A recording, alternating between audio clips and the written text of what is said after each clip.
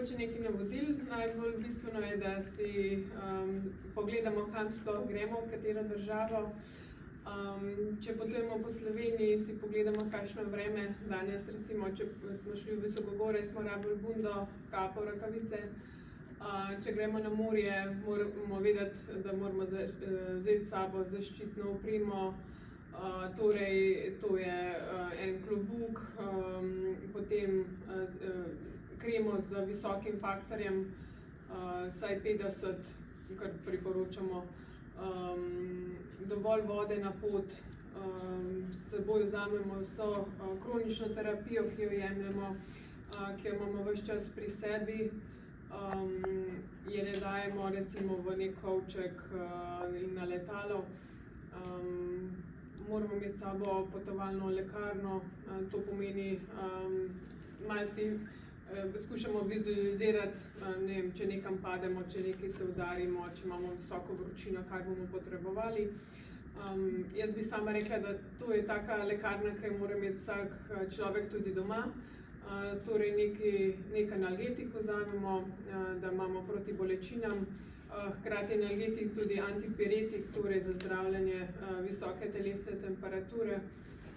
Zdaj, če nismo alergični, se najbolj priporoča paracetamol in en nesteroidni antirevmatik, recimo naproxen ali brufen.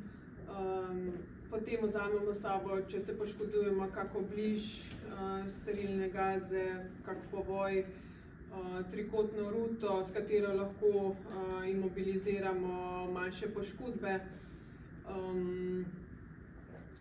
Potem seveda vedno, kadar karkoli nastane, moramo vedno mogoče se znajti, pa uporabiti stvari, ki jih imamo takrat na voljo. Zdaj fajn je mogoče vzeti s sabo še kakšno prijemalko oziroma pinceto za odstranjevanje čepiči, čebela, želo. Potem, če smo na morju, kakšne bodice od morskih ježkov. Potem, če smo v gorah, hribih, če so kakšni klopi, prijemalko za odstranjevanje klopov.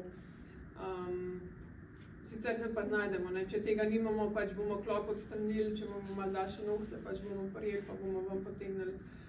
Skratka, vedno se moramo nekako znajti s tistim, kar imamo. Skratka, to je neka taka lekarnica, ki naj bi imel vsak tudi doma. S seboj pa pač vedno preverimo rok trajanja teh zdravil, da je res pravi rok. Da imamo kronično terapijo vso s sabo, vzamemo gotovo ne samo za dni, ko gremo na potovanje, vedno vzamemo vsaj za par dni več s seboj. Potem lahko pač vedno moramo vzeti dovolj vode, če stojimo v zastojih. Zastoji vemo, da lahko trajajo tudi več ur. Pa kaj za pojesti.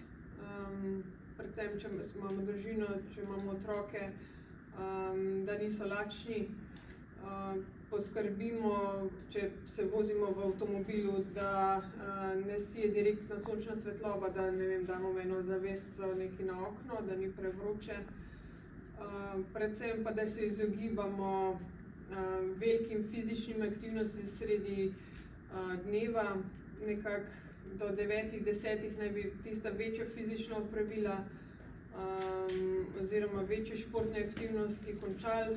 Zdaj na morju, nekateri starši ob 5. zjutraj se zbudijo, grejo na kolo, da pride nazaj, ko se otroci zbudijo in potem grejo skupaj v vodo.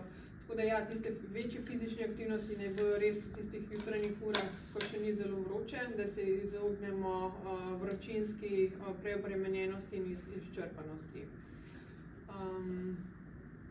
S sabo mogoče v potovalni lekarni vzamemo še antihistaminik, za primer, ne vem, če pride do kakšne alergijske reakcije.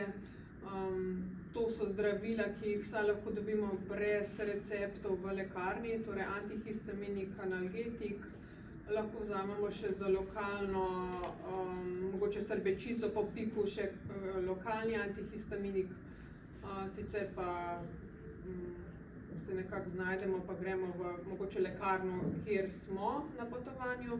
Če pa smo v kakih odročnih krajih, se moramo pa temu primerno mogoče malo bolj pripraviti že vnaprej.